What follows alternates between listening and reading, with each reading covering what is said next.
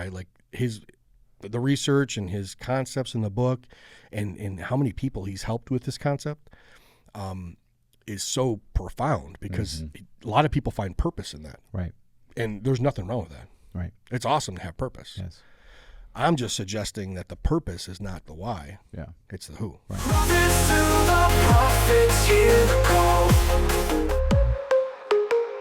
Welcome to the Prophets of the Prophets podcast, where all things are possible if love is your bottom line. All are welcome here. Entrepreneurs, business professionals, tradespeople, and miners, big game hunters, skateboarders.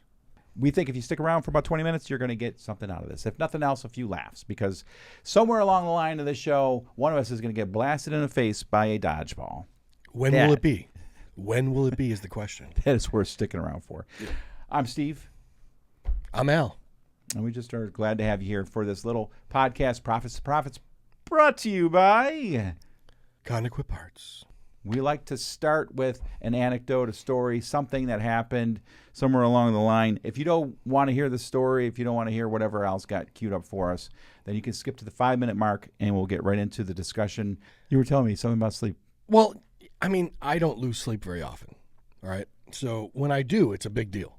I can fall asleep anywhere. Okay. I never have a problem taking a nap. Me neither. Nothing wakes me up. Mm-hmm. Come on, it's 6 o'clock. Rise and shine, rise and shine. Cock-a-doodle-doo! I don't care what noise it is. Yeah. The other night, I'm up till like 3, 4 in the morning. I mean, every 5 minutes, I'm looking at the clock, I'm counting down the minutes, I'm restless. And I just don't even understand why. So what do? I turn on social media and I start scrolling. And I'm aggravated that I'm up while my wife is sleeping and I'm scrolling, which makes me more awake, right? So I'm like, I'm going to turn on the TV. Like the TV's better. And I didn't want to watch anything that I wanted to watch because that would stimulate my brain. So I'm watching things that I didn't want to watch. You're watching like something that would put me to sleep. Baking with Martha Stewart or something. Just anything that I could, like I don't like hunting. And I don't like fishing. Maybe like Martha Stewart. I loved Martha Stewart. But, I'm watching just documentary stuff that is not interesting to me, whatever it might be. It's a cycle of a downward spiral that you just almost can't get out of. So you're wishing and hoping. I was praying. I'm like, Lord, I have to get up at 6 o'clock in the morning. What was going through my mind that got me reeling was my worry about not knowing at 8 o'clock in the morning how I was going to handle a situation. Okay. And it was like almost insecurity. I don't know what I was going to do in that 2-hour meeting. I don't know about it. I'm not capable. I just don't know enough. You know what I mean? And wouldn't you know, I start driving at 6:15 or 6:30 in the morning, and a friend calls me. I start talking to him, and we're chatting about the night before and in the meeting we were in, and he was just so, just almost apologetic for almost the same reason I was feeling worried the night before, which was like not being capable. And then he's like, I realize God has given, right, these things to fools, he says, right, that it would confound the wise and make them, you know what I mean, make them look like, here is these wise words of God in this, message from God or whatever it was he was talking about carrying. And I thought to myself, oh, okay, so I'm going into this situation. I was worried last night, and I did fall asleep finally after asking God to, take this from me. And, instead of, I went to scrolling social media for an hour and a half and watching Golden Girls for another hour and a half on TV. And once I prayed, and then him encouraging me, saying, hey, God, he'll work in you in his power, and that will shine. And you don't have to show up knowing everything. And I was just like so encouraged that I did not feel tired. I showed up. It worked out. There's, things that are working around me that God's working in. Praise the Lord for something like that. Even for a sleepless night, to remind me that I don't have to have the strength, even the intellect, to show up sometimes, right? You need to show up. Yeah.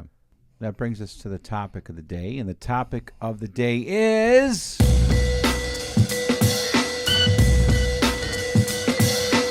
Not the why, the who. Not the why, but the who. That's right. Okay. Let's go. All right. You got a little computer in front of you. Yeah. I want you to type on the browser search the why. Just type the why. Okay. And tell me what you come up with. All right. Do do do do do do do do do do do do do do. All right. The nearest YMCA is 15.5 miles. This guy's got jokes. Got the Y YouTube channel. Yep. Inside the issues that matter for Greater Philadelphia, WHYY. WHY. I actually applied there once. Oh, really? Yeah. But there's the probably Simon Sinek. Start with the Y book. Start with the why book, right? Yeah. So we basically, in our, I guess, social media and our circle of influence and community there online, you're going to get a lot of information from TED Talks, right? Yeah. And years ago, there was a TED Talk by Simon Sinek, and he basically had this concept that was based on a lot of research. Right there. Oh, you got it? Yeah. Probably the world's simplest idea. I call it the golden circle. This little idea explains why some organizations and some leaders are able to inspire where others aren't. Every single person, every single organization on the planet knows what they do 100%. Some know how they do it. But very, very few people or organizations know why they do what they do. By why, I mean what's your purpose? What's your cause? What's your belief? And why should anyone care? The inspired leaders and the inspired organizations all think, act, and communicate from the inside out. Let me give you an example. If Apple were like everyone else, a marketing message from them might sound like this. We make great computers. They're beautifully designed, simple to use, and user-friendly. Want to buy one? Meh. That's how most marketing is done. That's how most sales is done. We say what we do. We say how we're different or how we're better, and we expect some sort of behavior, a purchase, a vote, something like that. Here's how Apple actually communicates. Everything we do, we believe in challenging the status quo. We believe in thinking differently. The way we challenge the status quo is by making our products beautifully designed, simple to use, and user-friendly. Want to buy one? People don't buy what you do, people buy why you do it. The goal is not to do business with everybody who needs what you have. The goal is to do business with people who believe what you believe. Again, the goal is not just to sell people who need what you have. The goal is to sell to people who believe what you believe.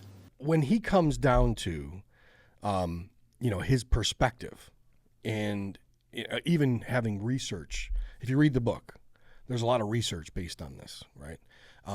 And you can look at postmortems of successful companies that have failed because there's cycles of companies and some that have been successful and continued on.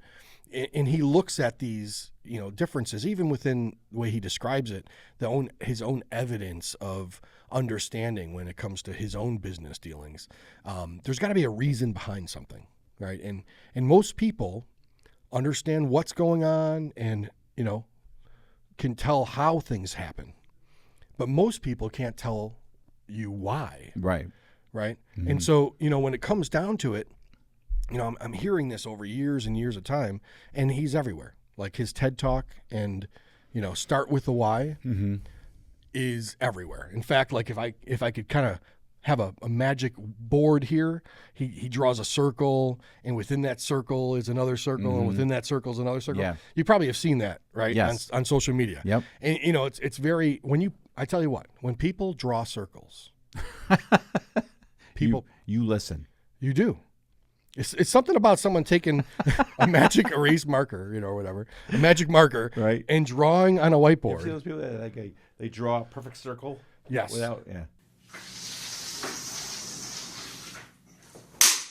You got this circle, and on the outer end of things, you got your hows, right? Right. You got your who's, or your hows and your what's, What's. and then on the inside is the why. Yeah. right? And he brings up, Apple, we'll say, right? And you guys have heard this kind of concept where, as soon as Steve Jobs, leaves Apple, they almost lost their why. And then you did it! You did it. You know that was going to happen, right? I saw it coming. I didn't. She's been locked and loaded for like the last 5 minutes. I can't see her. She's camouflaged. She blends in with the I just background. noticed that you got a lollipop on our set. Well, lollipops are not allowed? That might have to become like your signature, like the podcast guy with the lollipop. There you go. Our receptionist has as many as I want of these things Yeah. ready to go. Okay. All right, so anyways. All right, so the circles, the why, the what, the where, how. The how. Why is in the middle. The why's in the middle. So you got your circle, your why is in the middle. And obviously when it comes down to the reason why people show up, that has greater purpose. It's like asking, what is your purpose? Right. And think about what happened in your life, right? Right. You show up because of what you do, how you do it, or is it because of why you do it? Great question. Why? And what is your why? There are a number of whys, obviously, to make money because the responsibilities here. You talking about specifically work? Oh, anything. Work. Yeah, I mean anything. I mean it's I'm tasked to do it. It's a responsibility. It's in some ways it's my calling. It's the obligations I have. Just I mean, when it comes to working and everything, it's even biblical. I mean, it's the Bible says you got to work if you're going to eat. So you got to go to work. Yep. So yeah, I mean there's a number of reasons why. Yep.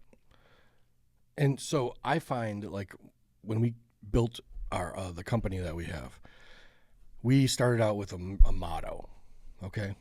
And that motto was to do something different, right? It was involving a personal touch. Right. And not something creepy like me touching you.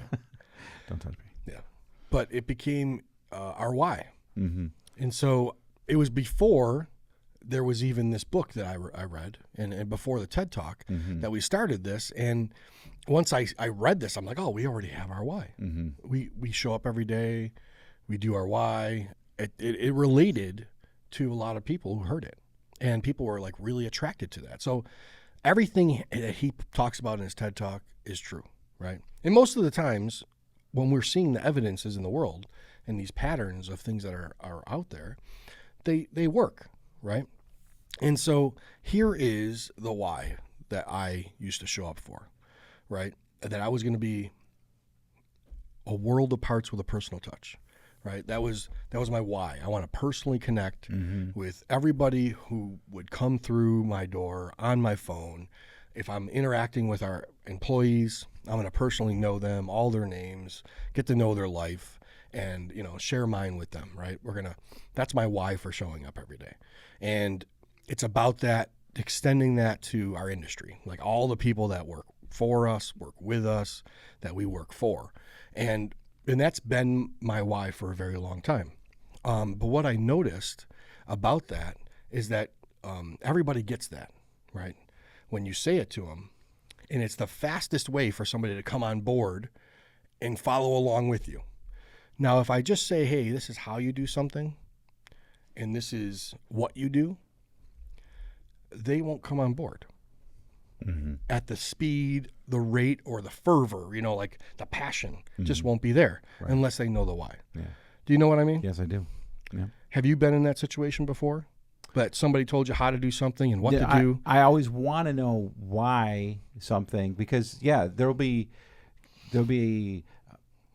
procedures, policies, whatever, and I'll do them, but I feel uncomfortable if I don't understand the whole context of it, of why. Yeah. And it's almost confusing because you want to be able to, I guess, determine in your own mind whether it's worth your time. Exactly. That's what you're hitting the nail on the head. You're basically putting an effort forth based on the motivation. Like the why is the motivation, Right. the reason, right? Like you mentioned, wanting to get up and ride a bike. Mm-hmm. There must be millions of people around the world every morning that want to do that, and then there's millions, or 990 million people, that stay in bed Right. and don't. Right? Mm-hmm. Why did you get up? Yeah. Why did you get on the bike and ride the bike for an hour or whatever it was? Yeah. Why am I doing that now? Yeah. Because I understand that doing that is going to open up new things for me in my life that will be beneficial to not only me but people around me. So it's almost an emotional thing. It's absolutely an emotional thing. Like you want to get your mind right, you want to Right. get your body right, you want to be exposing yourself in the beginning of the day with something that gets your blood flowing and maybe connect with, and again, what you're doing, like your reasons for waking up, right? Mm-hmm. That is your why. Now, what about the people that know how to get up? They set their alarm, right? They know they got to put on their shoes and get dressed and maybe go to the bathroom and they know how to do that Right. and get on a bike. They might even have been smart enough to say, "Yeah, I'm going to put a bike in my room." Right. Make it easy to do this and just eliminate all the barriers to entry. Mm-hmm. And plenty of people have. I don't know if you have this. Treadmills and exercise bikes in their rooms that hold clothes. Okay. If sure. I think we had one of those, an elliptical machine. Exactly. I hang my clothes on after I'm done, doing laundry. For the ones that I'm going to hang up, that goes on the treadmill. Yeah. And then I put them on the hanger. So they have the how. They got the what. Right. They just don't have the why. The why. Yeah. When I wouldn't want a bike in our house.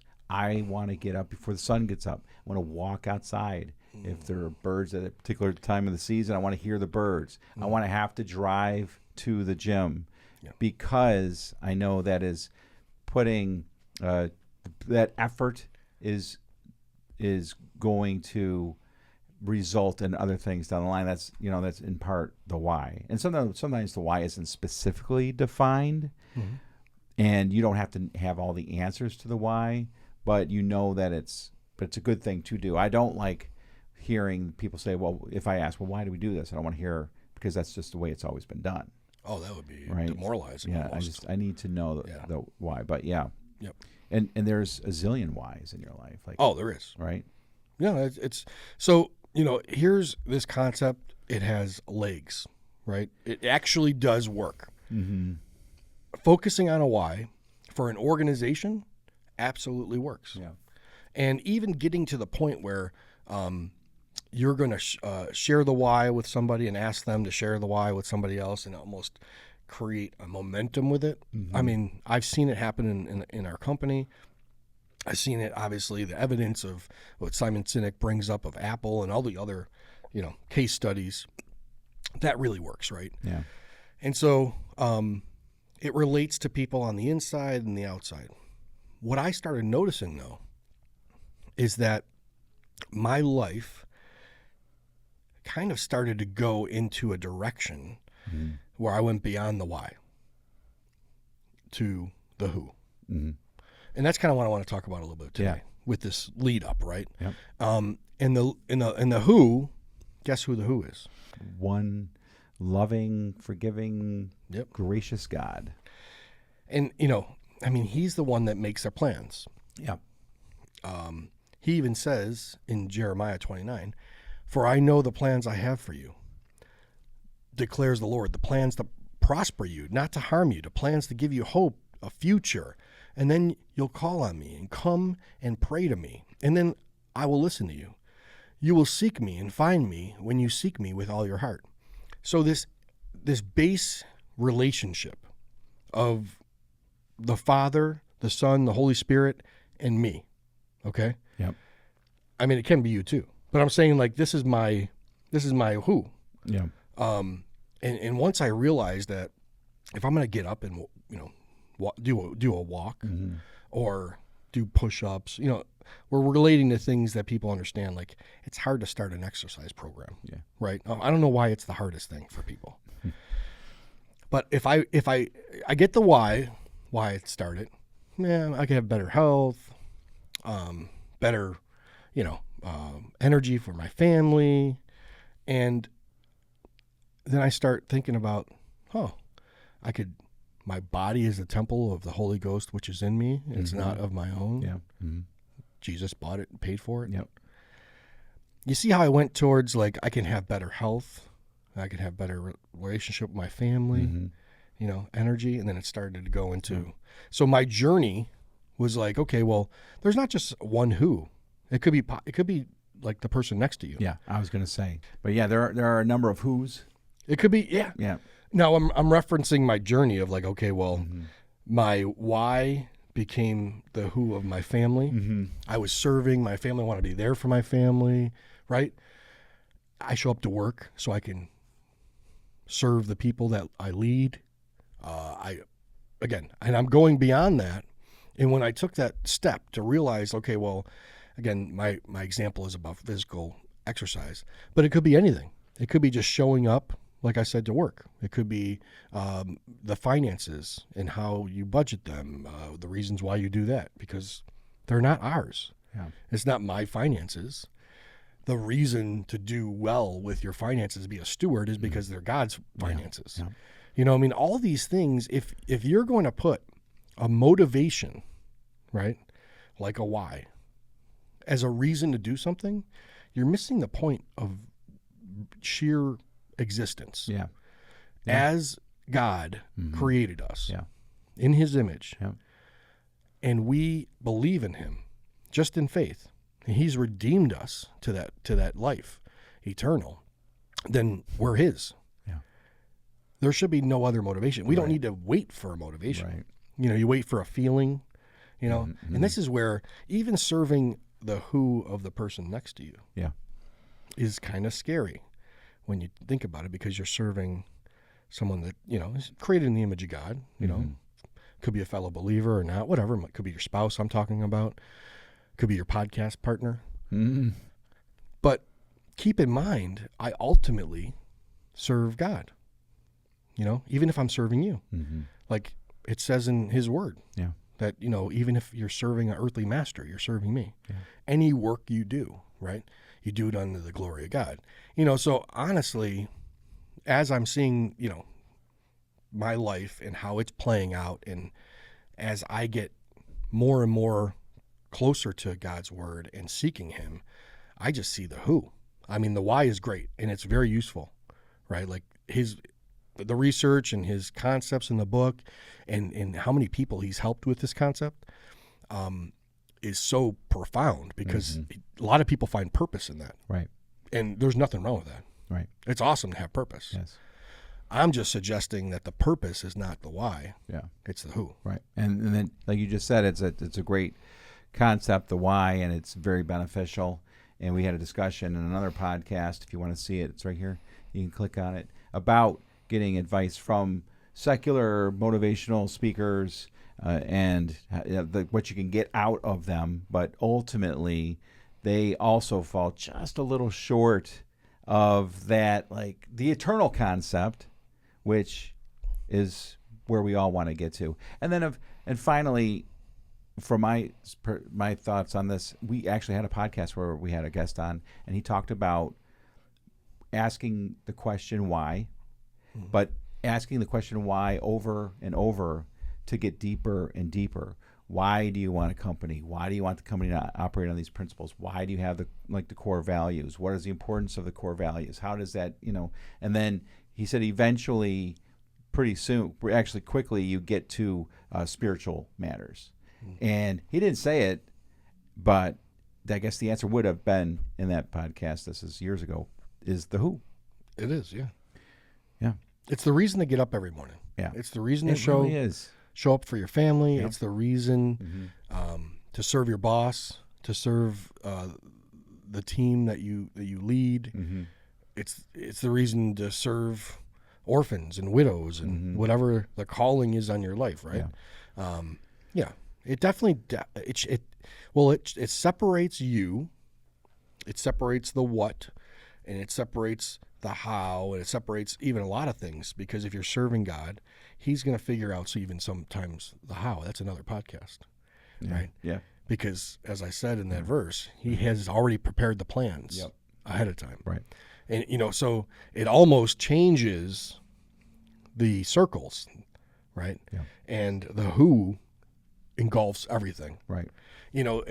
So I just am so excited about the concept, because it makes it real for me. And it's a biblical concept that Jesus is at the center of our life. Right. God is at the center of our life. And he also incorporates, he holds it, our whole life in his hands, and plans it. I mean, we just got it all. His yoke is easy. His burden is light. He talks about that. Take my yoke upon you. Learn of me.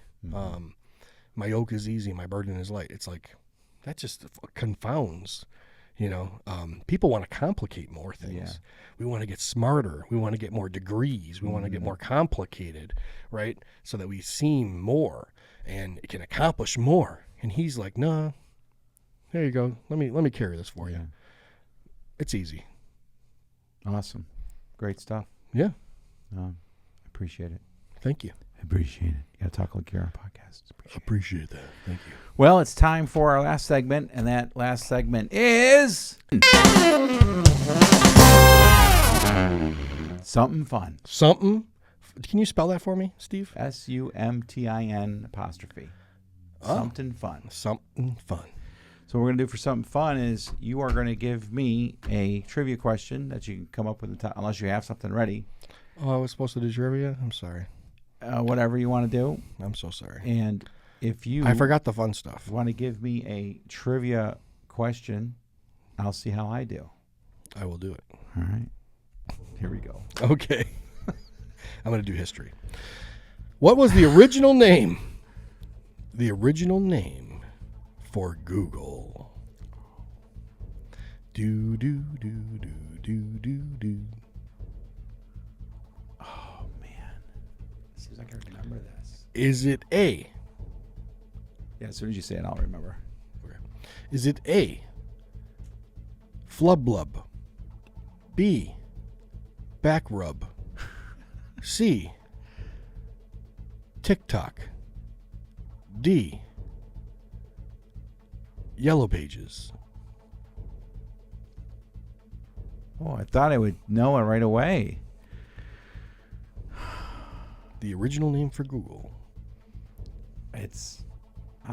The first thing I thought was A, Flub-Blub. It's Back Rub, B. It's Back Rub? No Yes. way. Are you serious? Yes. I had no idea. Why? I don't know. I don't. Why Back Rub? I don't know. What were they thinking? How do you go from Back Rub to Really? Google? I know. Oh my gosh, that's fascinating. It was crazy. That is fascinating. I get that from teamland.com. That is, as long as it's true, that's fascinating. I don't know. It's on the internet. Okay, you ready? I got another one? Oh, yeah. Okay. Who painted the ceiling of the Sistine Chapel? That's what's his name? Is it A, Leonardo? Yeah, Leonardo da Vinci. Is it B, Michelangelo? No, Michelangelo. Michelangelo. Is B. B, Michelangelo. You are correct. Yeah.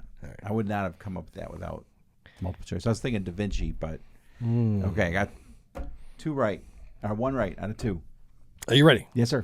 What is the name of John Travolta's character in the 1977 film The Saturday Night Fever? Yeah, that's Joey. Is it A, Joey Magnero? Is it B, Tony Manero? Who is Tony? Tony, you're right. Manero. Yeah, Man. nice. You got it. Not Joey. Tony. Ba-dum-bum. All right. I got 2 out of 3. I think you're right. You won. That's awesome. Woo! All right. Awesome. Thanks, everyone, for joining this podcast. Find us on Spotify, Apple Podcasts, Facebook page, Twitter. We're going to have it all. YouTube. Just find us. Send people to us, your friends. Make sure you like. You got a lollipop over doing a podcast. Sorry. At least I wasn't chewing gum. And finally, remember, what shall it profit a man to gain the whole world and lose its soul?